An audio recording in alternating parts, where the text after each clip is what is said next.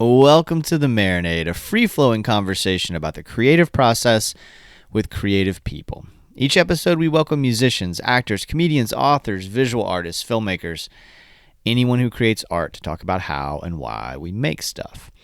This is part of a bonus series chronicling my third annual Grounded Summer Tour. I'm on a road trip from Orlando, Florida, to Bonnaroo in Manchester, Tennessee, and beyond during the month of June. The goal of these trips is to unwind, meet cool people, take in some great art, and just reflect on life. And so far, so good on this trip. I'm on day 5 right now and coming at you from the lovely Red Roof Inn in Macon, Georgia. The water is only brown for the first 30 seconds in the sink, and then everything's nice and clear. And it's only $80 a night. So I don't know what anybody's bitching about. I started this trip in my hometown of Ocala, Florida. I'm from Kentucky originally, as most of you who are listening may know, but we moved to Central Florida just after my 7th birthday, and I've spent most of my life in the Sunshine State. It's become difficult to go home to Ocala. My folks are getting older, as is my grandmama, who's my hero. I don't like confronting their mortality. It reminds me of my own also. And Ocala's Trump country. It's a really mean-spirited place. The whole tenor of the place has changed since 2016, and I just don't like taking in all that energy. That said, something changed on this trip. I had the most pleasant visit I've had in a while. My father got rid of cable due to its outrageous price tag. Thank you, inflation. And thank you, Trump. He now just has Netflix, Amazon Prime, and Tubi. And I think he has like LG TV or something like that. So that means no Fox News. And I'm telling you, no OAN, no Newsmax, none of that stuff. And I'm telling you, his mood has shifted for the better. You know, I don't know how to like help you get your loved ones off of Fox News. But I guarantee you, if you figure it out, it will make a difference. It's got me thinking about all kinds of like First Amendment questions and what kind of speech should be regulated. That's how serious this shift is. I'm not advocating for banning Fox News or just about any speech, quite honestly.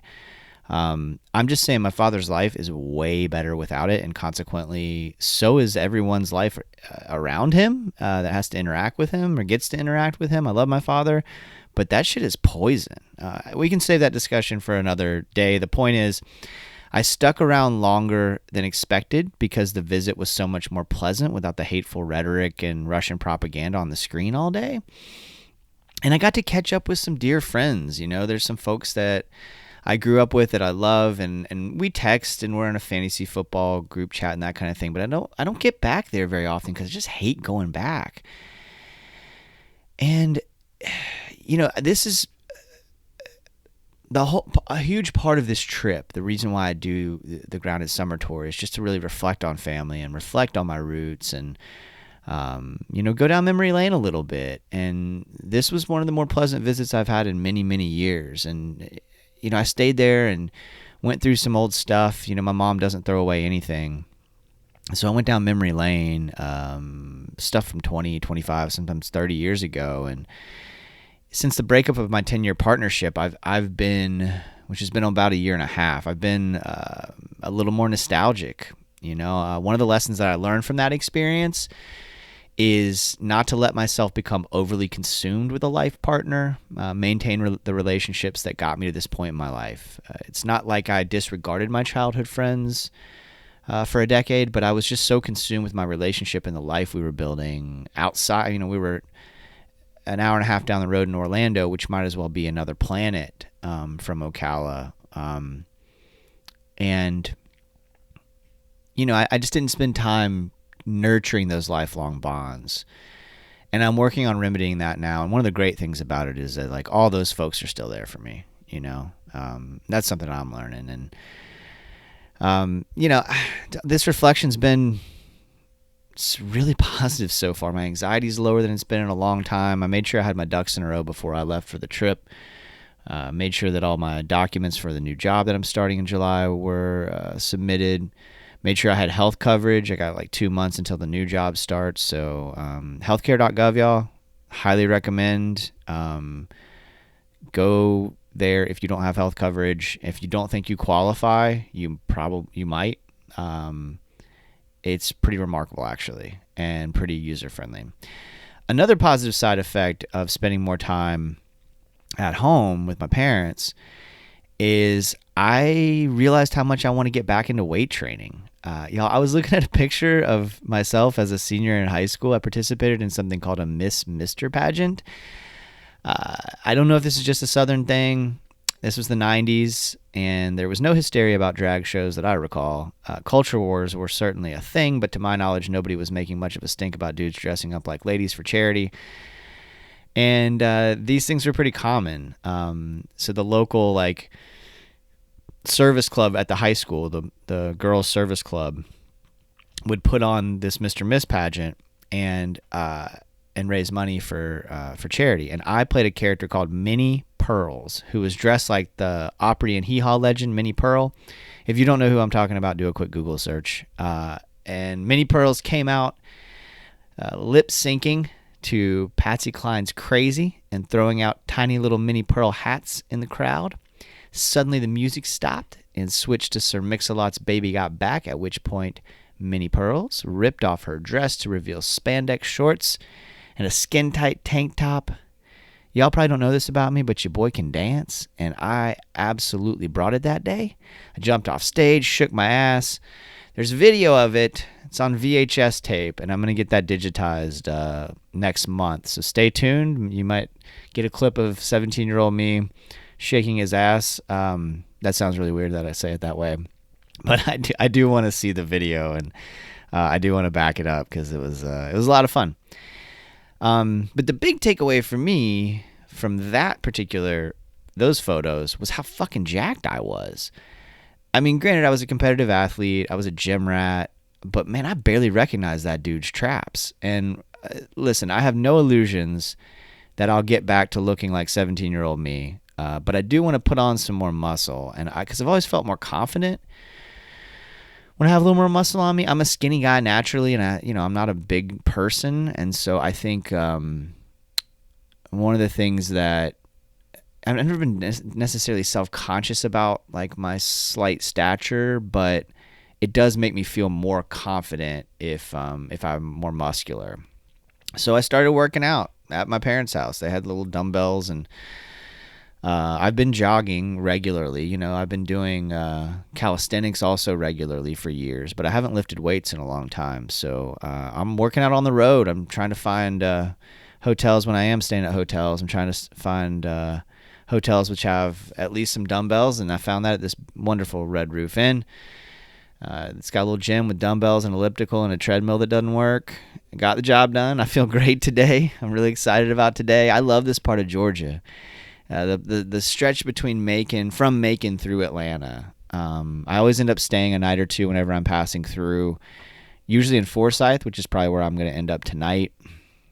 Macon has this rich musical history, which is a big reason I think I connect with it.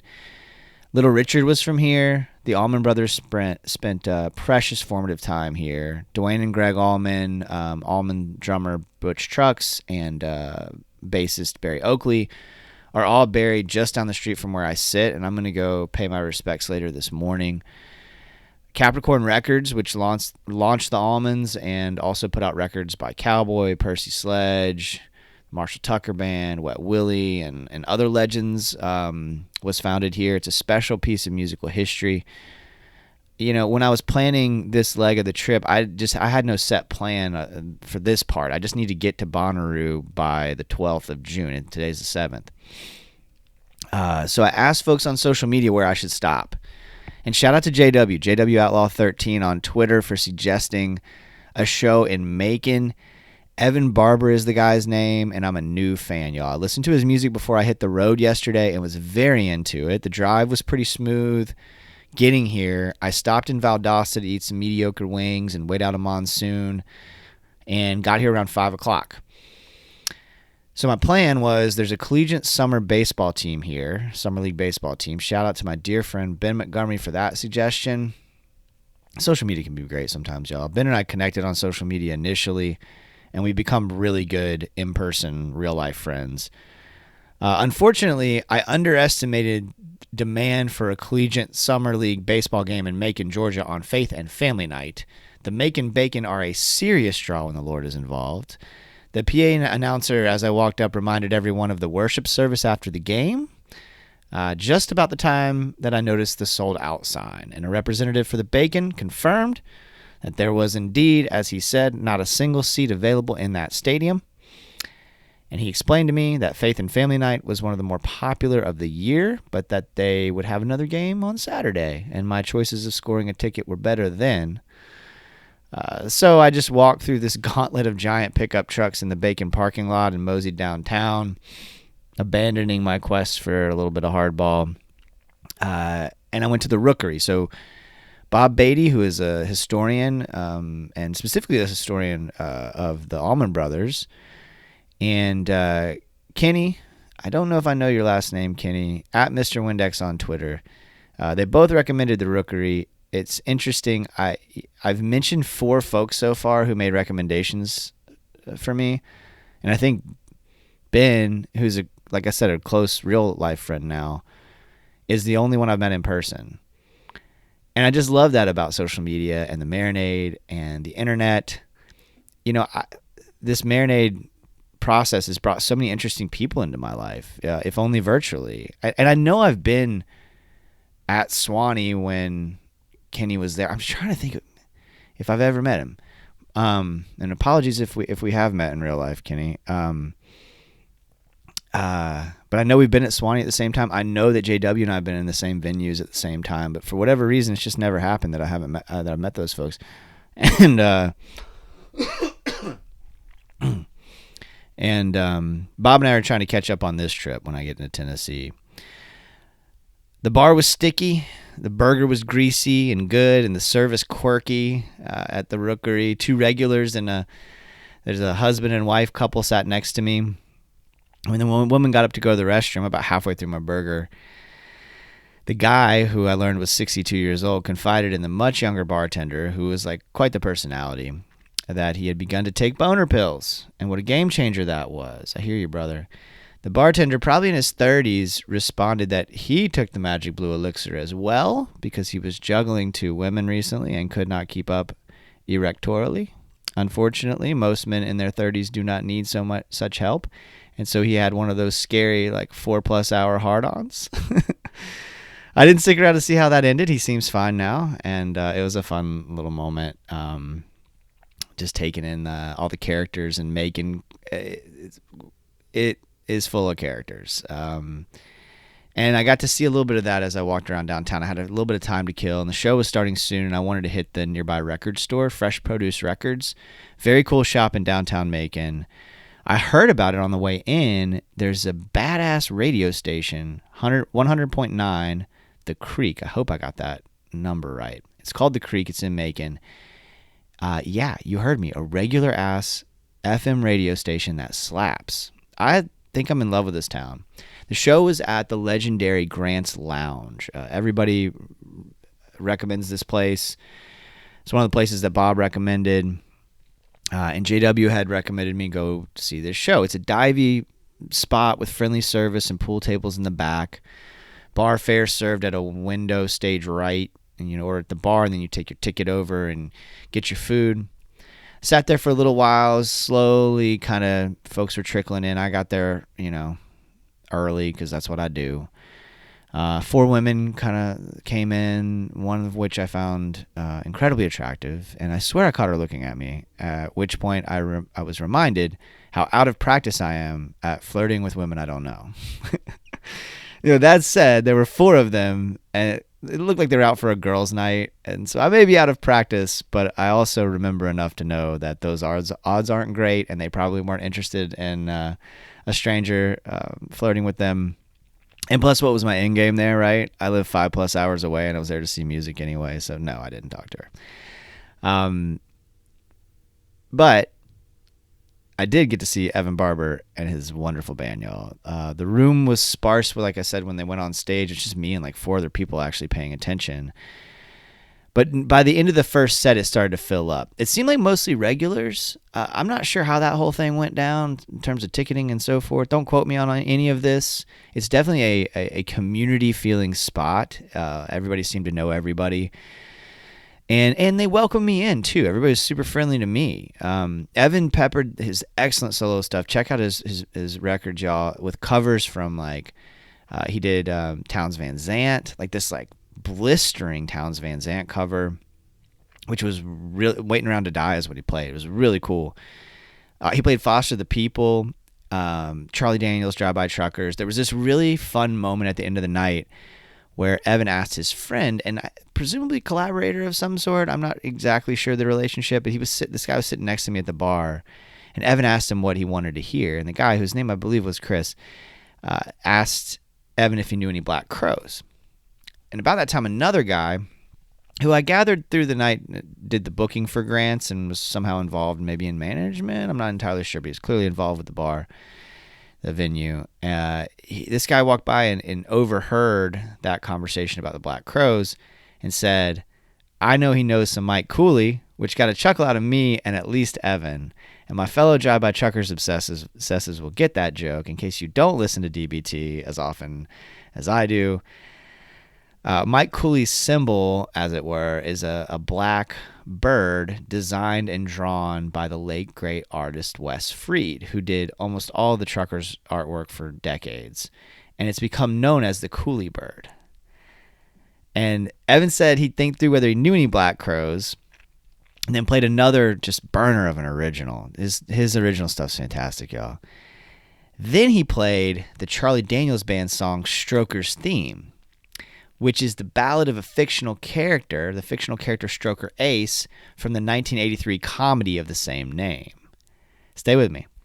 The aforementioned Mike Cooley's nickname is the Stroker Ace, if you're not familiar with DBT lore. And I think I must have been the only person in the bar getting all these connections, and I wish some of y'all could have been there to revel in them with me. It was just so much fun. And as if that wasn't enough to nerd out about, Evan and the boys closed the night with Cooley's Where the Devil Don't Stay.